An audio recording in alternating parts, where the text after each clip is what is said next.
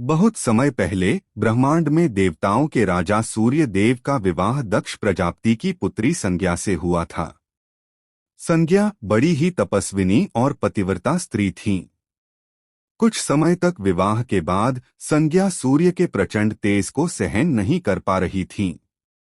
उनकी आंखें चौंधिया जाती, शरीर कमजोर पड़ने लगा। अंत में उन्होंने यह निश्चय किया कि कुछ समय तपस्या करके अपनी शक्ति बढ़ाएं, फिर सूर्य के तेज को सहन करें।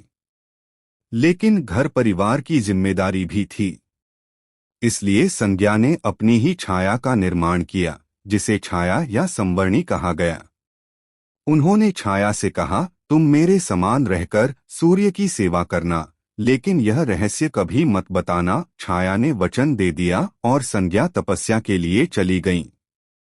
अब सूर्य देव छाया को ही संज्ञा समझकर जीवन यापन करने लगे।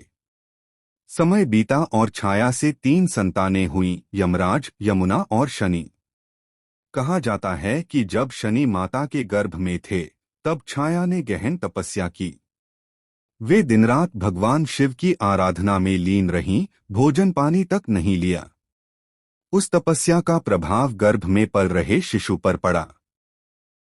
शिव के तप का तेज, गंभीरता और न्यायप्रियता उस शिशु में समा गई।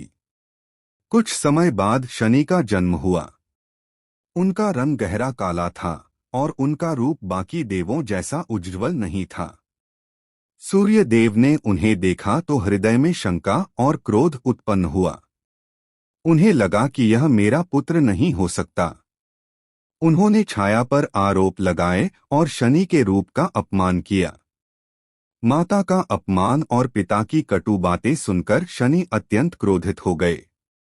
कहा जाता है कि उनकी दृष्टि मात्र से सूर्य देव का शरीर काला पड़ गया, उनका तेज मंद हो गया और सूर्य देव पीड़ा से कराह उठे। अब ब्रह्मांड में हलचल मच गई।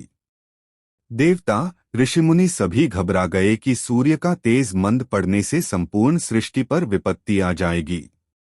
तब देवताओं और ऋषियों ने हस्तक्षेप किया।